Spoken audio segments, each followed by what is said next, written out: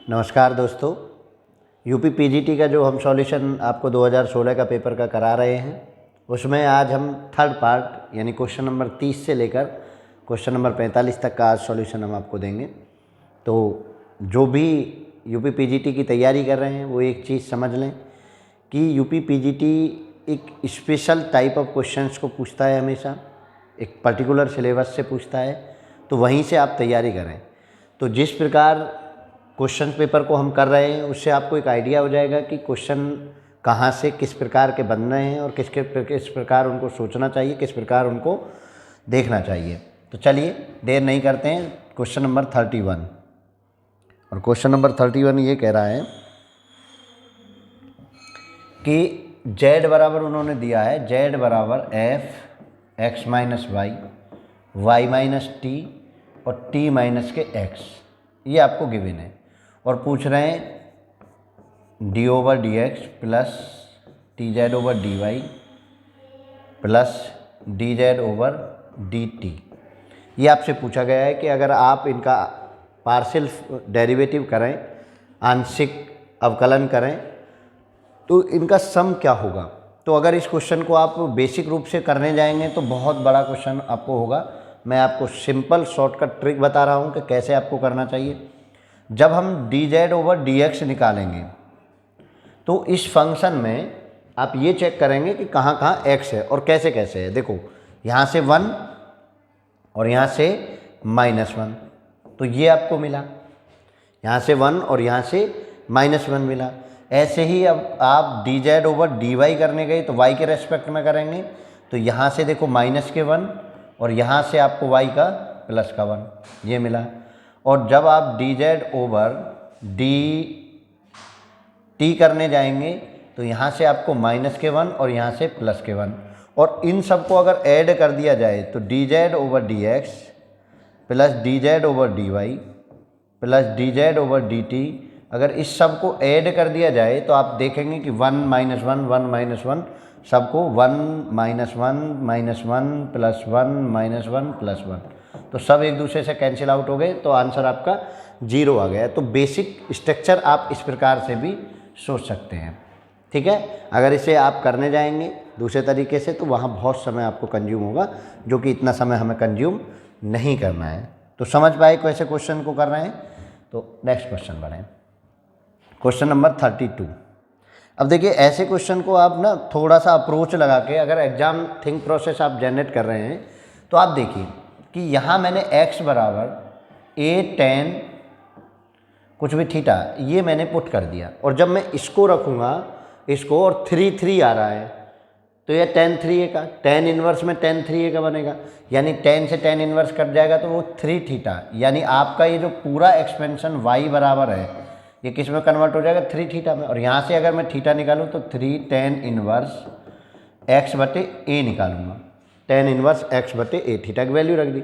अब इसका डेरिवेटिव कर दीजिए तो आपको पता है 3 इंटू 1 बटे 1 प्लस एक्स स्क्वेयर ए स्क्वेयर, और x बटे a का दोबारा से करेंगे तो 1 बटे a, तो कितना आ जाएगा देखिए ज़रा, 3a स्क्वेयर घूम के ऊपर नीचे a square plus x square into 1 over a, इससे ये a टाइम, तो ये आ जाएगा 3a बटे a square plus x square.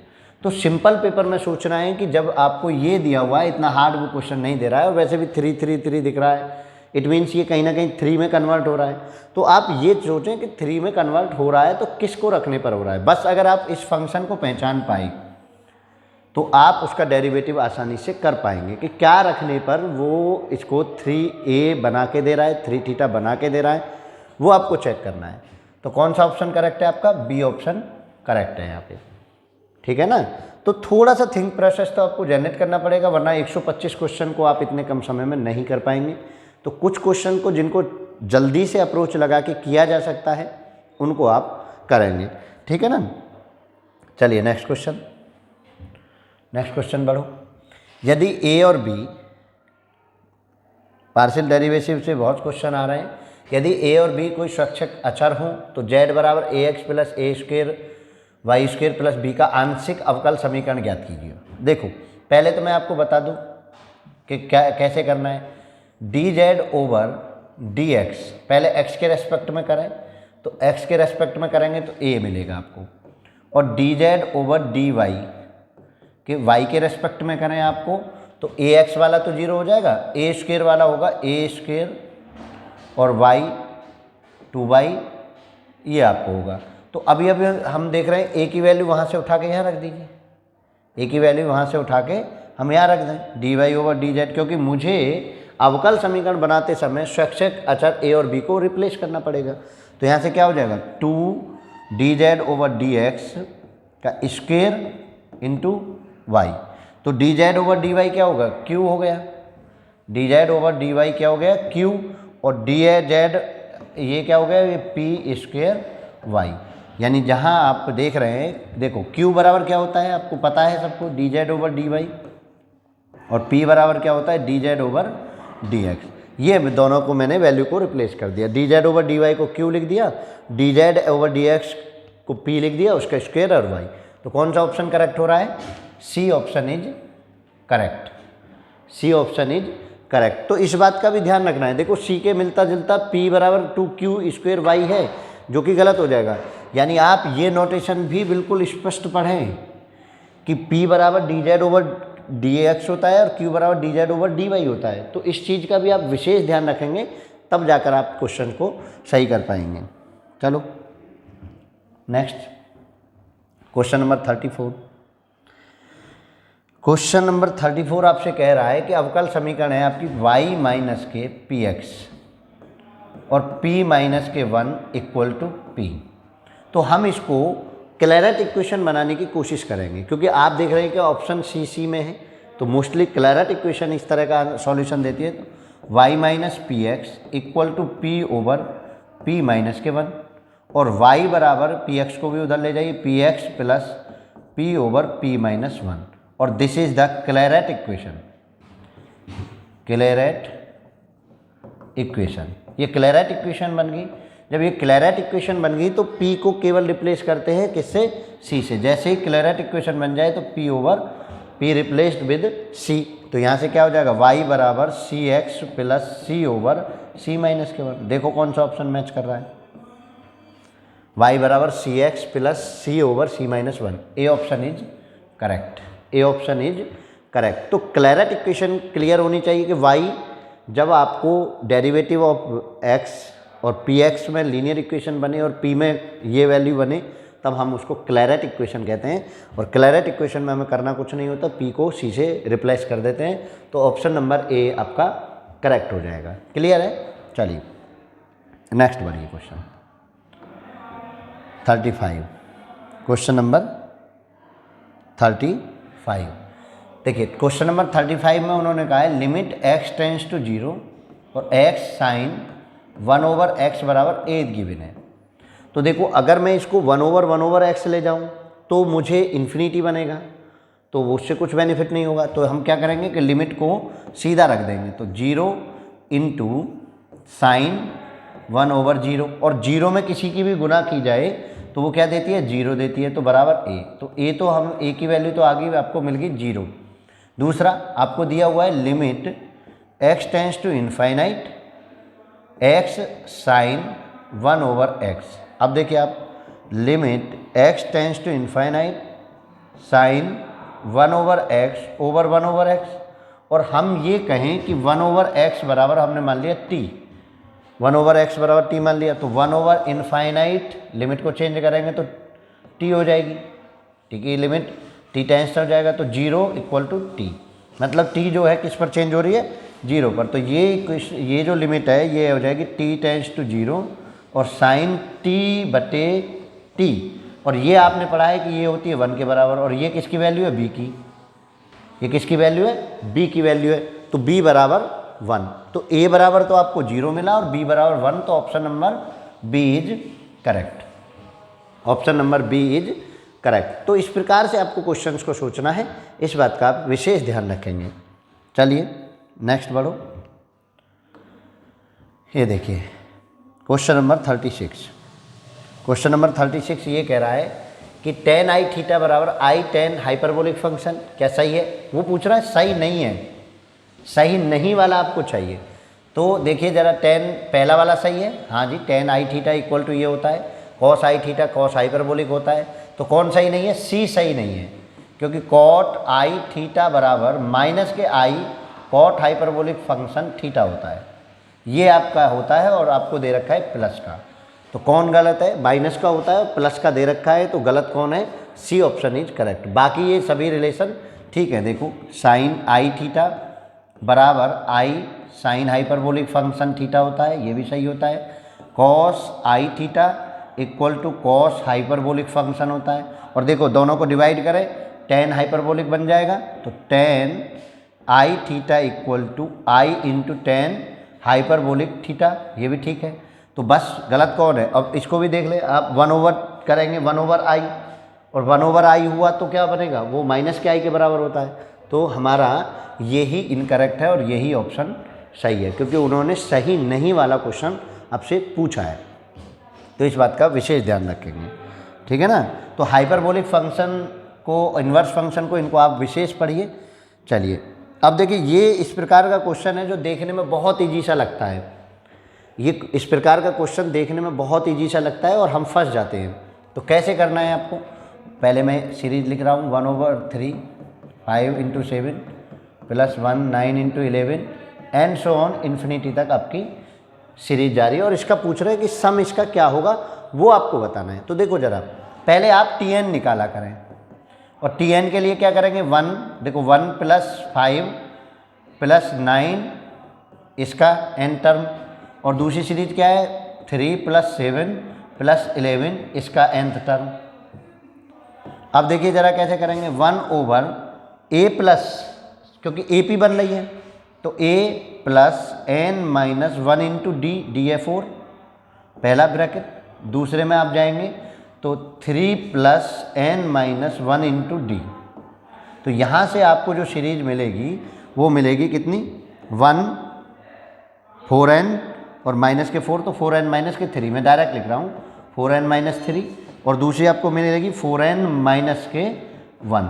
तो ये आपको सीरीज मिली, और इसी का सम्मिशन चाहिए आपको। क्या चाहिए? सम्मिशन 1/4n - 3 और 4n + -1 इसको। अब मैं इसको पार्टों में तोड़ लेता हूँ, पार्शियल फ्रैक्शन। तो 4n - 3, ध्यान से समझिए, 4n - 3 माइनस के 1/4n - के 1 लिखेंगे। तो देखो 4n - के 1 और प्लस के 3 हो जाएगा, प्लस के 3 हो जाएगा, 2 बचेगा ऊपर, और उसको 1/2 के रूप में मैं बाहर लिख देता हूँ। तो आपकी जो सीरीज बन गई वो 1/2 सम्मिशन 1/4n - 3 माइनस 1/4n - 1, ये आपकी सीरीज बन गई।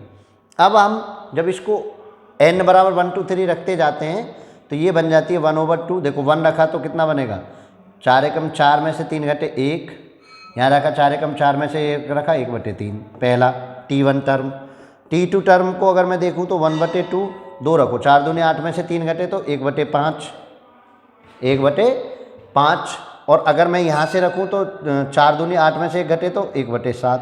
अब अगर मैं इस पूरी सीरीज को एंड सो ऑन चलता चला जाऊँ तो ये बनती है मेरी tan इनवर्स 1 की सीरीज, और 1/2 बाहर है।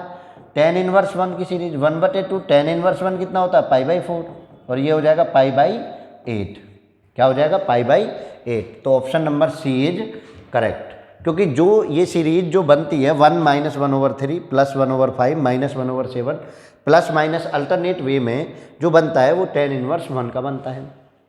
यहाँ से मैंने सीरीज को निकाल लिया 1/2 π/4। तो π/4 में जब गुना करेंगे 1/2 की तो π/8। तो option number c is correct हो जाएगा आपका, जो कि आपको सोचना पड़ेगा। यानी मैक्लरन सीरीज में tan इनवर्स को तो अवश्य पूछता है। एक tan इनवर्स का ही है, एक देखिए इस पेपर में tan इनवर्स पर सीधा सीधा क्वेश्चन पूछा है। यानी tan इनवर्स x का जब आप एक्सपेंशन करते हो तो x - x की 3/3 प्लस x की 5/5 माइनस x की 7/7 एंड सो ऑन चलता है। और देखो अब यहाँ से tan इनवर्स 1 रख दूँ तो ये 1 - 1/3 plus 1/5 minus 1/7 and so on बन गया। तो यही तो बन गया। और tan इनवर्स 1 की वैल्यू कितनी होती है? π/4। तो इस प्रकार से आपको सीरीज को और क्वेश्चंस को सोचना है। चलिए नेक्स्ट क्वेश्चन बढ़ रहे हैं। देखो अब ये तो बहुत सिंपल है, ये तो बच्चों वाला क्वेश्चन है। tan inverse 1/2 1/5। अब हम गलतियाँ क्या करते हैं, गलतियाँ ये करते हैं कि हम तीनों को एक साथ जोड़ लेते हैं, फॉर्मूले में हमें प्लस माइनस की मिस्टेक हो रही होती है। तो दो का आपको फॉर्मूला याद है, 1/2 प्लस 1/5, शॉर्ट में करना बता रहा हूँ, 1 माइनस के 1/2 1/5 करो तो 5 दूनी 10 एलसीएम, 5 और 5 प्लस के 2 और नीचे 5 दूनी 10 में से 1 घटे तो 9/10। क्लियर बात है ना, 5 दूनी 10, 10 में से 1 घटे तो 9 बना, तो 10 से 10 कैंसिल हो गए, ये बना 7/9। अब 7/9 के साथ आपको 1/8 जोड़ना है, प्लस 1/8 डिवाइडेड बाई, ये बनेगा ना 1/2 प्लस tan इनवर्स 1/5। हाँ, तो देख रहे हैं प्लस में है तो प्लस आता है, माइनस में है तो माइनस आता है, ठीक है। और नीचे करेंगे तो 1 माइनस के 7/9 इंटू 1/8, तो ऊपर 9 × 72 एलसीएम और 8 7 56 प्लस 9 बार 9 बार, नीचे 8 नाम 72, 72 में 7 घटे तो 65/72, 72 से 72 कैंसिल और ये 65/65 बराबर 1। और ये किस में आता है, tan इनवर्स 1। हर बार tan लगाने की गलतियां ना करें, tan वैन को ढोना है ये कुछ नहीं, आपको पता है वो बाद में जो भी आएगा वो tan इनवर्स में आएगा। और ये कितने की वैल्यू है tan इनवर्स में, tan इनवर्स tan π/4 की वैल्यू आप सबको पता है, तो कितना आ जाएगा π/4। Option number A is correct, π/4। Option number A is correct, π/4। अगर आप इसमें 3 का फॉर्मूला लगाने जाएंगे तो आप उलझ जाएंगे, इसलिए क्वेश्चन को कैसे करना है ये समझना भी जरूरी है। 3 का फॉर्मूला लगाए, x + y + z, फिर उनका एलसीएम लेना अपने आप में एक टिपिकल टास्क हो जाता है, ठीक है ना। जब एलसीएम लेंगे 2, 5 और 8 सबका मिला के एलसीएम लेना होगा, फिर उसको कैलकुलेशन बढ़ेगी। तो इसलिए मैं हमेशा से ये कहता हूँ कि जब कभी 3 tan का साइन का किसी का भी आए तो 2 के बकेट में आप उसको सॉल्व करिए हमेशा से, ठीक है ना। चलो नेक्स्ट बढ़ो। नेक्स्ट क्वेश्चन थोड़ा सा लगेगा आपको कि हाँ जी कुछ है, बाकी ऐसा कुछ नहीं है। साइन की 4 आपको दिया हुआ है, साइन की 4 theta minus 2 cos square theta plus a² = 0। देखो जब भी कभी साइन और कॉस का घालमेल क्वेश्चन आ जाए तो पहली बात तो दोनों को एक ही में कन्वर्ट करो, साइन साइन बनाइए या कॉस कॉस बनाइए। अब मेरे पास साइन को कॉस बनाने के लिए तो बहुत ज़्यादा, क्योंकि पावर 4 है, ज़्यादा लगेगा, तो मैं इसको चेंज कर लेता हूँ। तो साइन की 4 थीटा माइनस के 2 1 माइनस के sine square theta plus a² = 0। तो यहाँ से आ जाएगा साइन 4 थीटा और minus minus plus 2 sine square theta और प्लस a² और माइनस का ये 2 = 0। अब हम देख रहे हैं कि ये साइन स्क्वेयर थीटा में क्वाड्रेटिक है, तो साइन स्क्वेयर थीटा में अगर मैं श्रीधर आचार्य जी को याद करूं तो वो होता है माइनस के b plus minus root b² 2 दूनी 4 माइनस 4ac और नीचे 2a की वैल्यू 1। ये आपको साइन स्क्वेयर थीटा की वैल्यू मिल रही है। हमें पता है कि 0 के बीच में साइन स्क्वेयर थीटा की वैल्यू इतने के बीच में मिलती है, इसके बीच में मिलती है। हमें हमेशा साइन स्क्वेयर थीटा की वैल्यू कहाँ मिलती है, इसके बीच में, क्योंकि हमें तो वो निकालना है कि ए की क्या वैल्यू हो कि जो ये कम से कम कोई ना कोई सॉल्यूशन दे दे। तो सॉल्यूशन तब देगा जब इसकी वैल्यू 0 और 1 के बीच में मिलेगी, तभी तो सॉल्यूशन देगा। तो ज़रा देखिए 0 और 1 के बीच में, तो कैसे करेंगे आप। अब इस वैल्यू को रखिए 0 - 2 plus minus root 4 minus 4 a² - 2 divided by 2 < 1। देखिए ज़रा इधर किया 2 0 में चला गया, 2 प्लस में चला गया और स्क्वेयर करूँगा तो 2 2 = 4 और इधर 4 माइनस के 4 a² - 2। ये पहले वाले दोनों इन कंडीशनों को लेने पर ऐसा कुछ बना। तो 4 से 4 कैंसिल आउट हो जाएगा और 0 इनइक्वलिटी -4 a² - 2। और माइनस से अगर हम बात करें तो इनइक्वलिटी चेंज हो जाएगी। इनइक्वलिटी 0 से ले लेता हूँ अभी, तो 0 इनइक्वलिटी चेंज 4 -4 से डिवाइड कर दिया ना, या गुना कर दी, माइनस को हटा रहे हैं, 4 तो 0 में चला जाएगा, माइनस हटाया तो a² - 2। तो यहाँ से अगर 2 को इधर लाऊं a² और a² को मॉड बनाऊं तो रूट 2, मतलब आपको रूट 2 से छोटा छोटा चाहिए। एक तो ये आंसर तो देखो मैच कर रहा है आपका, लेकिन आंसर अगर मैच कर रहा है तो आप यहाँ भी छोड़कर कर सकते हैं कि ये आपका सी ऑप्शन इज करेक्ट। देखो मॉड ऑफ ए √2 से छोटा छोटा होना चाहिए। लेकिन आप 1 में भी चेक कर लीजिए, 2 एकम 2 और 2 और 2 4 आ जाएगा, 4 चौक 16 हो जाएगा। 16 से आप चेंज कर लीजिए इसको, अरे इधर ले जाएंगे ना, 2 का एकम 2 और माइनस का 2 प्लस का 2, तो 2 और 2 4 हो जाएगा। 4 होने पर रूट करेंगे तो 4 चौक 16, 16 में से 4 घटेंगे 12, 12 से 4 डिवाइड करेंगे तो 3, और 3 भी माइनस का हो जाएगा, बेशक इनइक्वलिटी कुछ भी हो, और माइनस का आ जाएगा, फिर उसको 2 जोड़ेंगे, माइनस के 3 में माइनस के 1 आ जाएगा, और माइनस के 1 आते ही इनइक्वलिटी कुछ भी हो वो जो है आयोटा में जा रहा है, कॉम्प्लेक्स में जा रहा है, रियल में हमें नहीं मिलेगा। तो फिर हमारी वैल्यू ए जो है किस में जा रही है, कॉम्प्लेक्स में जा रही है, और रियल वैल्यू पूछ रहे हैं कि वो जो है एक कम से कम एक हल हो, क्योंकि हमारे पास कॉम्प्लेक्स की कोई वैल्यू नहीं है। तो हमारा सी ऑप्शन इज करेक्ट हो जाएगा। तो इस प्रकार से क्वेश्चन को आप सोचें और बनाने की कोशिश करें कि क्वेश्चन बनेगा कैसे, क्वेश्चन होगा कैसे, ये चीज़ आपको सीखनी है, ठीक है ना। चलो क्वेश्चन नंबर 40।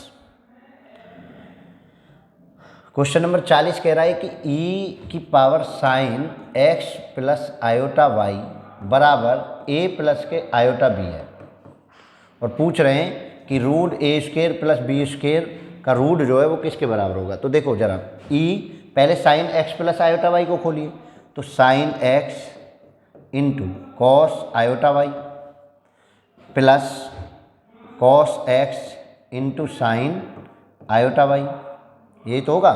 अब इसको और मैं अगर एक्सपेंशन दूं तो क्या बनेगा, e साइन x इंटू ये कॉस हाइपरबोलिक फंक्शन y बनता है, प्लस ये i बाहर आ जाएगा, cos x into sine hyperbolic function y। Clear है। अब देखो अलग अलग कर लीजिए, इसका मतलब हुआ e sine x into cos hyperbolic y into e i cos x into sine hyperbolic function y।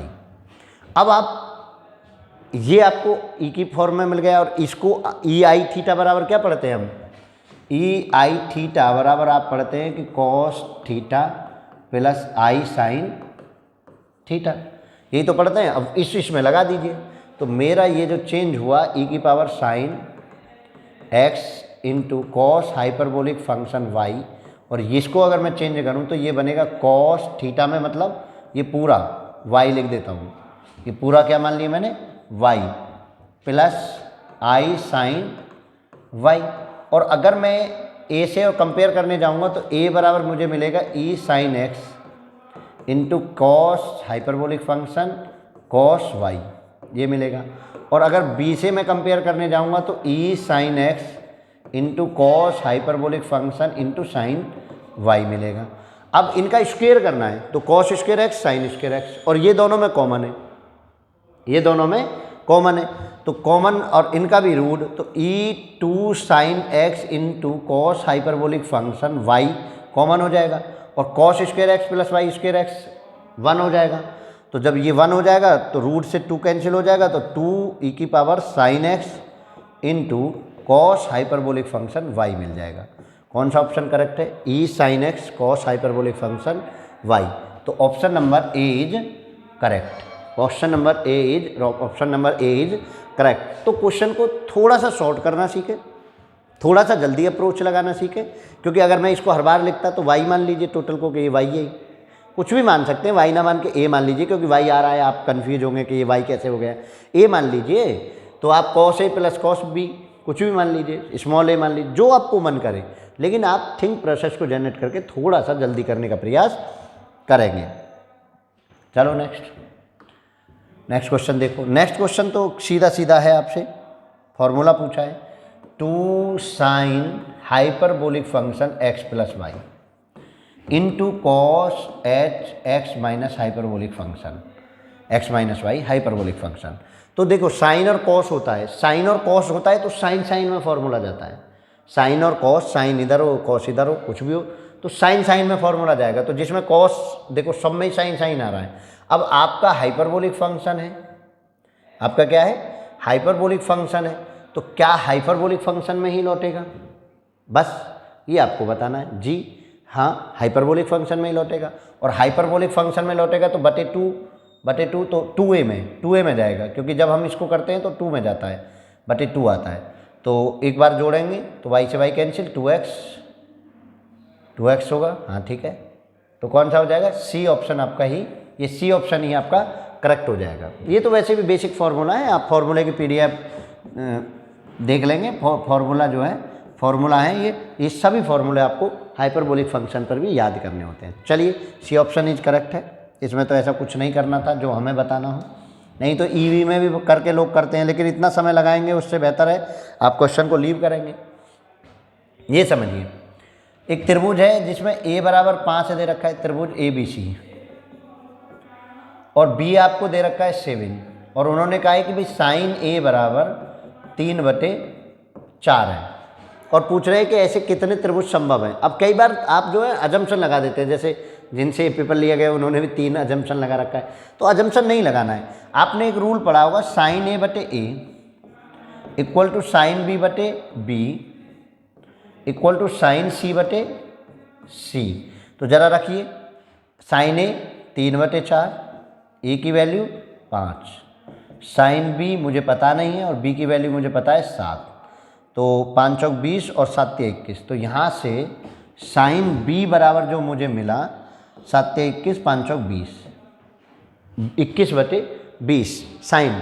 और हम ये मानते हैं, हम ये जानते हैं कि साइन थीटा की जो वैल्यू है वो 1 से छोटी होती है, 1 के बराबर या 1 से छोटी होगी, और ये जो वैल्यू निकल रही है वो 1 पॉइंट समथिंग निकल रही है, 1 से बड़ी है। तो इसका मतलब इस कंडीशन को फॉलो कोई नहीं कर रहा है, तो इसका मतलब वो त्रिभुज नहीं बना रहा है अगर वो 1 से छोटी वैल्यू या 1 के बराबर वैल्यू नहीं दे रहा है। तो इसका मतलब नो, ऐसा कोई भी ट्रायंगल संभव नहीं है, नो पॉसिबल ट्रायंगल, तो 0 आंसर होगा। आप देखिए ना, साइन की वैल्यू कभी भी के कहाँ -1 और 1 के बीच में होती है, और आपकी वैल्यू 1 से ऊपर जा रही है। अरे साइन की वैल्यू 1 से ऊपर थोड़े ना निकल सकती, लेकिन यहाँ तो निकल रही है, तो इसका मतलब क्या हुआ, हमेशा ये गड़बड़ा झाला है, तो त्रिभुज बनेगा ही नहीं, 0 त्रिभुज। समझ पाए? अगला क्वेश्चन, क्वेश्चन नंबर 43। आज तो जल्दी आ गए क्वेश्चन नंबर 43 पर, कोई दिक्कत नहीं। देखिए, अब इसमें अगर आप इसको करने गए तो आपको बहुत समय लगेगा, मैं आपको शॉर्टकट बता रहा हूँ। तो इसकी जो वैल्यू होती है n+3 Rn होता है, n+3 Rn।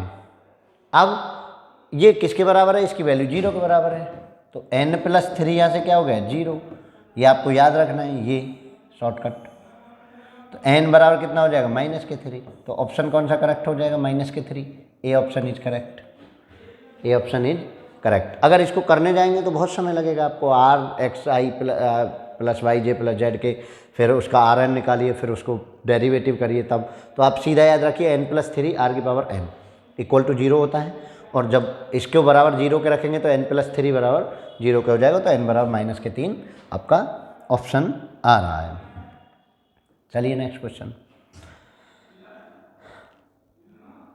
देखो जरा, a बराबर उन्होंने दिया हुआ है i + j + k, तो मैं पहले इसका मापांक निकाल लूँ, a बराबर, तो कितना हो जाएगा √3, और a.b आपको क्या दिया हुआ है 2 दिया हुआ है, क्लियर है ना।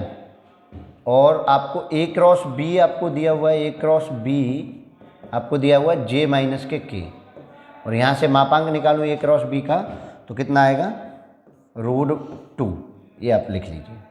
और उन्होंने कहा 3b, तो अगर मुझे b पता चल जाए तो आसानी से निकाल पाऊंगा। तो यहाँ देखिए ज़रा, मैं इसको अगर लिखूँ तो ab cos θ = 2 दे रखा है, और यहाँ से मैं a की वैल्यू रखूँ तो कितनी √3 b cos θ बराबर 2, और यहाँ से अगर हम बात करें तो यहाँ से भी ab sin θ बराबर आपको क्या मिला, मॉडुलस निकालें अगर इसका तो √2 ही मिल रहा है। ab sin θ बराबर अगर हम निकालें तो √2 मिल रहा है, क्योंकि मॉडुलस लगा के कर सकते हैं। तो अब हम देख रहे हैं a की वैल्यू यहाँ भी रख दीजिए, तो √3b sin θ बराबर मुझे मिल रहा है √2, और √3b cos θ बराबर मुझे मिल रहा है 2। तो अब यहाँ से हमें चाहिए किसकी वैल्यू, b की वैल्यू, तो एक तो ये तरीका है कि आप यहाँ से उठा के चेक कर लें, या स्क्वायर करके ऐड कर दें। स्क्वायर करके ऐड करें तो देखो ज़रा, इसको इधर ले जाएं तो b square cos square theta बराबर 2 दूनी 4/3, और यहाँ से करें तो b square sine square theta बराबर 2/3। अब इनको जोड़ दें तो ये sine square theta plus cos square theta तो बन देंगे, तो बी स्क्वायर बराबर नीचे 3 और 4 2 6, और ये कितनी बार 2 बार, तो b बराबर कितना हो गया √2। b बराबर कितना हो गया √2, और आपको चाहिए कितना 3b, तो 3 को बाहर निकाल दीजिए तो b, और b की वैल्यू कितनी है √2। मैंने स्मॉल इसलिए लिख दिया कि कौन बार बार उसको वेक्टर में लिखता, तो 3√2। तो option number b is correct. Option number b is correct. तो इस बात का आप विशेष ध्यान रखिए कि किस प्रकार हम क्वेश्चन को करते हैं, किस प्रकार कर रहे हैं। तो बी ऑप्शन नंबर कौन सा हो गया, बी इज करेक्ट। 3√2 इसका आंसर बन जाएगा। चलिए आज की क्लास का लास्ट क्वेश्चन की तरफ हम बढ़ रहे हैं, और हमें जल्दी अप्रोच लगा के क्वेश्चंस करने हैं, यही हमें सीखना है। अब देखो उन्होंने कहा a cross b square plus a dot b square बराबर 81 है, तो b बराबर 3 है, तो a बराबर, देखो कितना सिंपल है।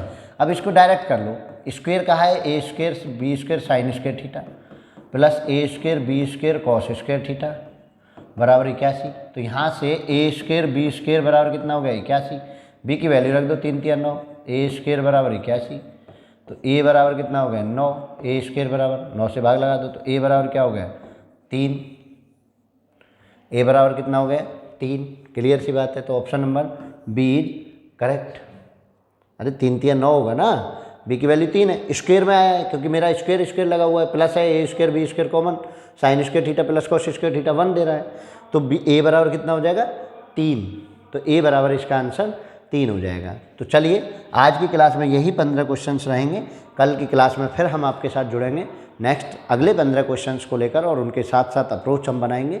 और जो जो पैटर्न अभी आप देख रहे हैं, जैसे हाइपरबोलिक फंक्शंस का एक वो कंसेप्ट आया है, प्रोजेक्टाइल मोशंस का आएगा, तो जो जो विषय इससे संबंधित हैं पेपर को पूरा कराने के बाद हम इंडिकेट करेंगे कि कहाँ कहाँ से क्वेश्चन पूछा जा रहा है, कहाँ कहाँ से क्वेश्चन बनता है, और उन सभी टॉपिक्स को हम आपके साथ ज़रूर लाएंगे वीडियो के माध्यम से, और आप जुड़े रहिए हमारे इस यूट्यूब चैनल से।